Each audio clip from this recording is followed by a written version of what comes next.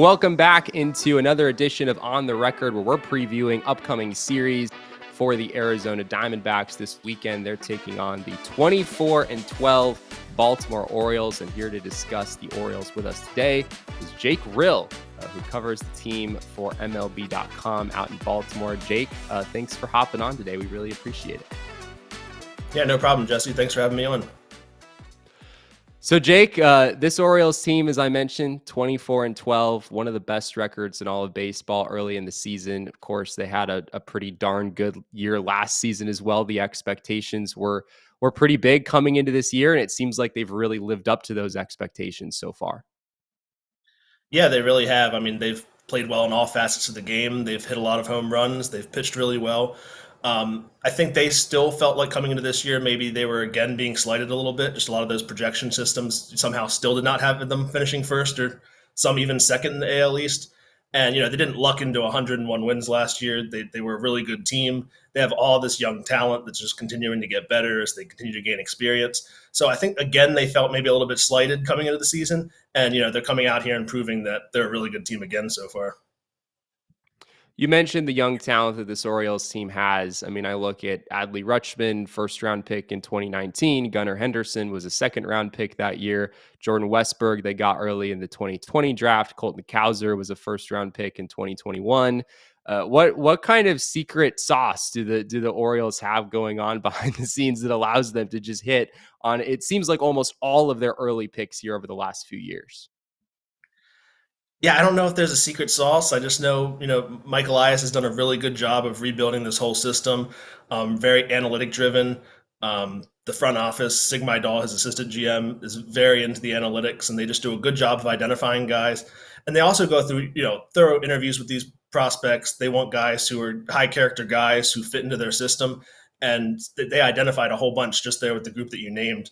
And they just all performed as you'd expect them to at this level. Looking through some of the numbers for those guys, it is pretty wild. Gunnar Henderson has a 156 WRC plus, Colton Cowser 155, Jordan Westburg 138, Rutschman 135, Ryan O'Hearn and Ryan Mountcastle have both had really good seasons, as well as some other guys as well. Does this feel like one of the best offenses in the league at this point? I think it does. They lead the majors in home runs with 57. They're second in the American League in runs. They're just so deep, too. I mean, of those home runs, they have 8 guys with 5 or more home runs. So it's not just one guy. Gunner's obviously leading the way with 11. I think he's going to be among the AL home run leaders when all said and done. But just the depth and, the platooning. You mentioned O'Hearn. He's so good against right-handed pitching. He doesn't face lefties. They don't start him when they face lefties. But they have other guys who they can slot in. It's just a really talented core group and, really strong hitters. And it's a dangerous lineup to try to navigate for opposing pitchers. Gunnar Henderson has had just such an outstanding start to his sophomore season.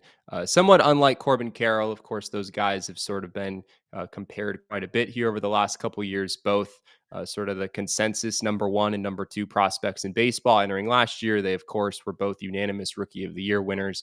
Carroll has struggled early on this season for the Diamondbacks, but it looks like Gunnar Henderson has gotten even better here in 2024 with an OPS just over 900 after an 814 OPS last season. What do you think has allowed Gunnar to sort of take that next step here in 2024?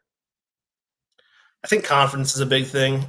He really kind of scuffled the first 2 months of last year, and he just needed those reps and was able to face more big league pitching. Because he got up at the end of 22, but only had a small sample size, 25, 30 games. I think just getting in a good routine, getting a lot more reps. I also think his power. His power is still developing. He said it last year.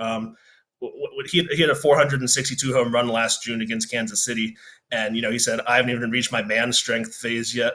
And now we are seeing he does have that man strength now because he's hitting a lot more out. I think he's just so talented. 5-tool guy, every aspect of the game. His defense is incredible. It's just so fun to watch him play on a nightly basis. Beyond the Henderson Carroll comparisons, I guess the Diamondbacks and Orioles have been two teams kind of compared at large here over the last few years. Of course, both teams were very, very poor in 2021. I believe both won 52 games. They each kind of stormed back to relevance in 2022. They each made the playoffs in 2023. Although, granted, the Orioles won 17 more regular season games. I guess the D-backs sort of made up for that with what they were able to do in the postseason. But I know you have some experience of being around this Diamondbacks team as well, having been based here in Arizona and doing some reporting for MLB.com out here as well. How do you kind of compare and contrast maybe the D-backs and Orioles and how they've gotten to this point here over the last few years? Biggest similarity is, like you said, both were really bad, and being really bad, they both got a lot of early draft picks, so they were able to Yeah. choose the most talented players in every class. I think the D-backs have done a better job on the pitching side. You look at the Orioles farm system, and it's just so many position players, almost too many position players. That's why they had to unload a couple of them to get a guy like Corbin Burns this past offseason, because a guy like Joey Ortiz was just never going to crack the middle infield here. Um, they have a few good pitching prospects in the system, Chase McDermott, Cade Povich, but those are also both guys they acquired in trades. So they really have not targeted pitching in the early rounds of the draft. I know the D-backs are a little bit different on that front. Both are ways that can work. Both teams are having success now, so clearly both methods are successful. But I think the Orioles just lack a little bit on that pitching side, and because of that, they've had to deal from that position player depth on the farm system to bolster their pitching staff. Do you think there could be more moves to come in that regard? I mean, I know Heston Kjerstad is on the big league roster now. Jackson Holiday got a taste of the majors. Things didn't go so well, but he's certainly going to be a factor in the future. It still kind of looks like they have too many position players at this point, if that's even possible. Yeah, I think it'll be interesting to see once we get to like this off season. You have some key guys coming up on free agency: Anthony Santander after this year, Austin Hayes and Cedric Mullins after next year. If they don't bring guys like that back, then Heston Kjerstad will easily be able to slot in and actually get more playing time. I still think they probably have too much infield, especially in the middle infield. A guy like Connor Norby, I just don't. It's tough to see what his path is because he's primarily a second baseman. Jackson Holiday is going to block that, or Jordan Westberg. He plays corner outfield, but all the other guys are outfielders. And I think they're going to need some pitching reinforcements down the stretch. And I think they're going to be buyers at the trade deadline. And if you're going to buy pitching at the deadline, you're just going to have to part with one or two of these prospects, as tough as that is to do. So it would not surprise me if they do deal from that position player depth again to try and add some pitching. One thing or one player that the Orioles have that the Diamondbacks are familiar with is Craig Kimbrel. Of course, the D-backs saw Craig Kimbrel quite a bit in the NLCS last year, did quite a bit of damage against him in the NLCS. It was sort of did not go very well for the Phillies in that series. It seems like, based on the numbers, that Kimbrel has struggled a little bit in the closing role with the Baltimore Orioles as well. What have you seen from him here in recent days?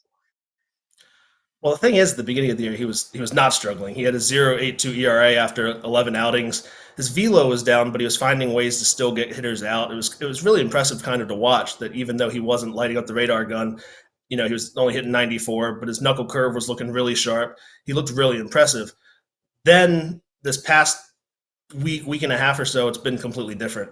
Some of that stemmed with some upper back tightness he was dealing with during the Oakland series in late April. He had two really bad outings. I think the back was contributing to that.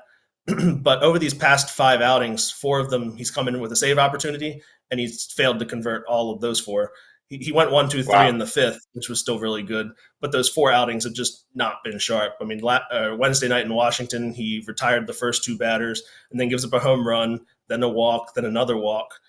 Brandon Hyde said he's going to stick with him. He keeps citing the track record. I mean, this guy's probably a Hall of Famer, top five in saves all time. But obviously, he's not what he was back in the Atlanta days. He's not what he was in the Boston days. He's probably not even what he was in the Chicago days a little bit. So it is a concern, I think, and it's something they're going to have to closely monitor. But for now, they're going to hope that he can, get healthy, figure this out, and be a key piece for the bullpen in the back end the rest of the way. Last thing here for you. The Diamondbacks escaped Corbin Burns and Kyle Bradish in this series, which certainly feels like a feels like a good thing for them.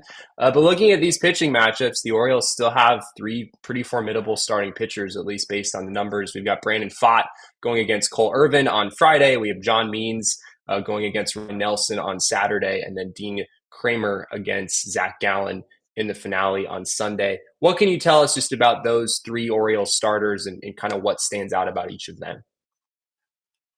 So these three guys went in the same exact order last weekend in Cincinnati, and it did not go well for the Reds. Cole Irvin pitched 6 1/3 scoreless on Friday. He now has a career-long scoreless streak of 20 and 2/3 innings. I think a lot of people Wow. kind of overlook Cole Irvin just because he had that rough first year last year in Baltimore where he bounced between the rotation, bounced between the bullpen, got sent to AAA even for a little bit. But this year, he's not worrying about the velo. During spring, he was big into trying to throw harder. Now he's not worried about that. He's just focused on getting outs, and it's really working well. John Means made a season debut last Saturday. He's only made 7 starts since the beginning of 2022 because that Tommy John surgery.